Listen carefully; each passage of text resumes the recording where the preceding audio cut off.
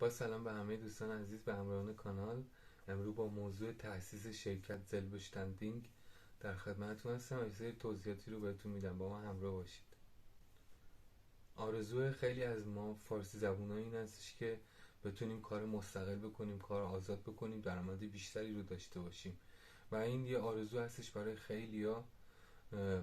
خیلیا نمیدونن به چه نحوی هستش، راه و روشش چجوری باید اقدام بکنن. به خاطر این همیشه یه ترسی تو وجود همه ما هستش که آیا این ریسک هستش، احتمال شکستش چقدره، احتمال بردش چجوریه و چجوری این سیستم چجوری کار میکنه توی آلمان، به چه نحوی باید اقدام بکنید، چه کارهای ضروری رو باید انجام بدید، از چه اداره‌هایی باید اجازه دریافت کنید و چه شغلی رو شما میخواید انجام بدید. پس با من همراه باشید. لایک و سابسکرایب یادتون نره، خوشحال میشم من حمایت کنید. برای تأسیس یه شرکت شما باید اجازه کار داشته باشید. نرمال همیشه یه سه برگی با کارت اقامتتون میگیرید و یا توی پاسپورتتون یه بندی نوشته شده به اسم اربب تدیکایت گشتاتت.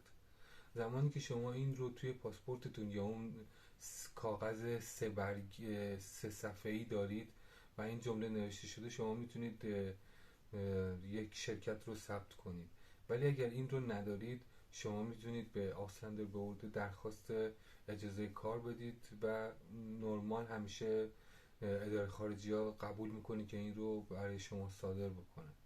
پس اولین قدم این هستش و قدم بعدی این هستش که شما باید به گوربه آمت برید و اونجا درخواست بکنید. نرمال اونجا یه سری فرم هایی رو به شما میدن که شما باید اون فرم ها رو پر بکنید و به این نحو هستش که بستگی به اون شغلی که شما مدرکش رو دارید باید به ایهاکا یا هندورکس کاما تماس بگیرید که ببینید در مورد اون شغلی که شما یاد گرفتید و میخواید انجام بدید احتیاج به مدرک تخصصی هستش و یا نه مدارک شما کافی هستش که اون کار رو انجام بدید. و این رو یادتون نره حتما اول از همه گوربه آمت ایهاکا تماس بگیرید یا هندورکس کاما، بستگی به شغلتون داره. و ثبت شرکت توی گوربه آمت، توی اداره گوربه آمت چیزی بین حدود 50 یورو تا 75 یورو هستش که شما باید پرداخت بکنید و بعد از اون اداره مالیات یه سری فرم های رو به شما میده که به اسم فراگ بوگن سور اشتویالیشه ارفاسونگ هستش که این پرسشنامه رو، این فرمولا رو شما خیلی باید با دقت و دقیق پر کنید بدون اشتباه و تحویل بدید. و خیلی مهمه که تصمیم بگیرید که شما میخواید نبن گوربه انجام بدید و یا میخواید کامل گوربه بکنید. این دوتا خیلی با هم فرق میکنه، چون سقف درآمدیش، سقف مالیاتیش، سقف کار کردنش همش با هم فرق میکنه. اگر شما کار دائم دارید و میخواید در کنار کار دائمتون یه شرکت کوچیکی رو باز کنید، یه تایم خاصی رو کار کنید، شما باید نبن گوربه رو ملت کنید. ولی نه، اگه میخواید هر روز هفته رو کار کنید و کارگر داشته باشید و تواناییش رو دارید، باید فول گوربه ملت کنید. و تو مرحله بعدی شما احتیاج دارید به یه اشتویا براتا که کارتون رو انجام بده. حتما شما به اشتویا براتا احتیاج دارید که قراردادتون رو بنویسه، نامه‌نگاریتون رو انجام بده. این شخص پلیه بین شما و اداره مالیات که از لحاظ مالیاتی به مشکل نخورید، چون آلمان یک کشور خیلی سخته تو مالیات گرفتن و امکان داره که شما اگر رعایت نکنید و یا خودتون نتونید این کار انجام بدید، شرکتتون به مشکل بخوره. و بعد از اینکه شما میخواید شرکتتون رو ثبت کنید، یه پسوندی، یه فرمی رو شرکت شما باید بگیره. احتمالاً توی خیابون، توی نامه ها، روی قبض ها دیدید پسوندی هست به اسم GmbH ها، کوک هاگه، او هاگه. اینا پسوندهایی هستن که نشون میده شرکت شما از لحاظ مالی چجوری کارش رو انجام میده. مثلا سرمایه شما وابسته به شرکت یا سرمایه شما وابسته به خودتونه. همه این سیستم رو اون پسوندی که شما انتخاب میکنید شرکتتون رو در بر میگیره و سرمایه اولیه شرکت چقدر هستش یا چقدر شما باید سالیانه هزینه بکنید، سودتون به چه نحوی محاسبه میشه، همه اینا به اون فرمی ربط داره که شما انتخاب میکنید. گمبه ها، کوک ها، آگ، اینا فرم هایی هستن که برنامه ریزی میکنن سیستم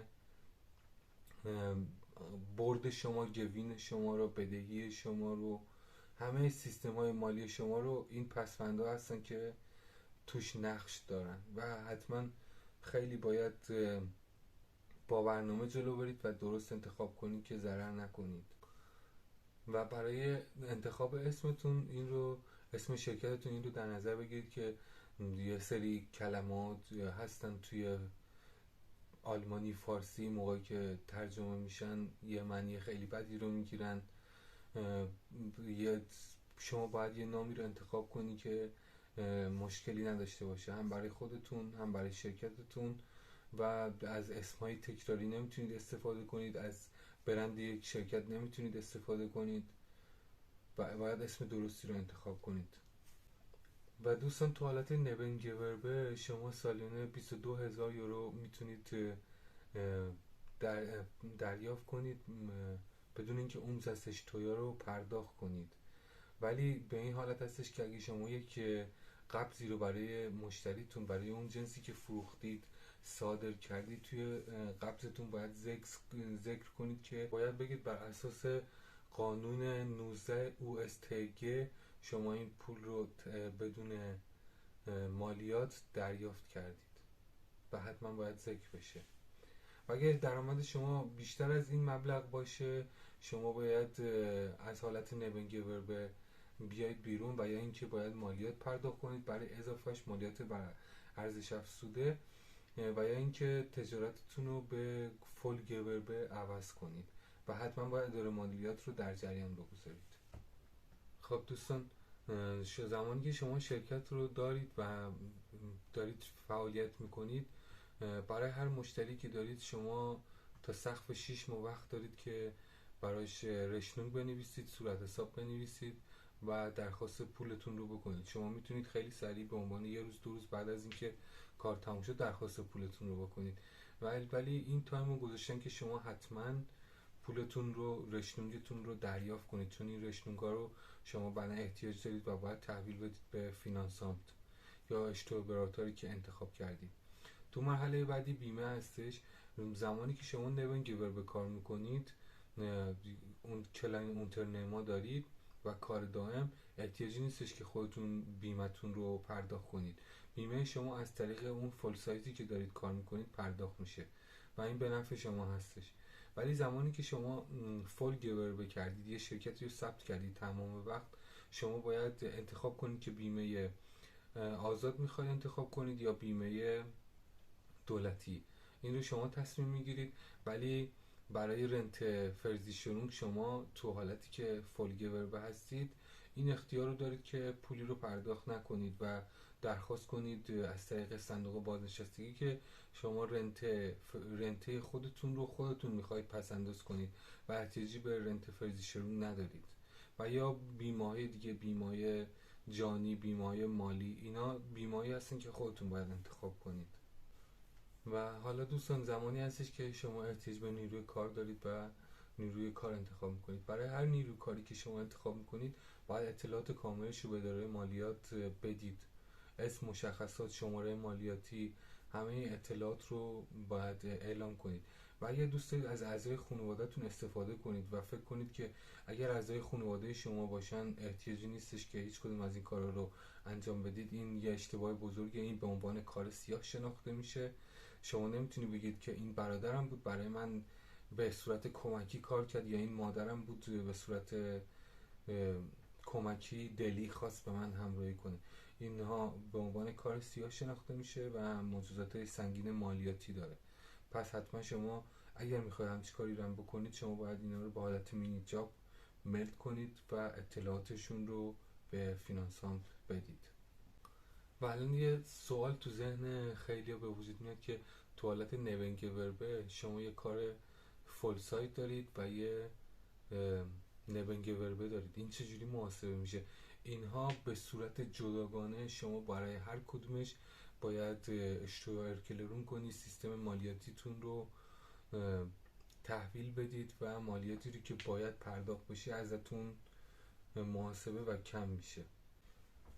اگه زیر نظر آروایس هامت هستید و یا جاب سنتر، اگه بخواید شرکتی رو ثبت کنید، این دو اداره به شما کمک میکنن از طریق اینشتیگ گلد.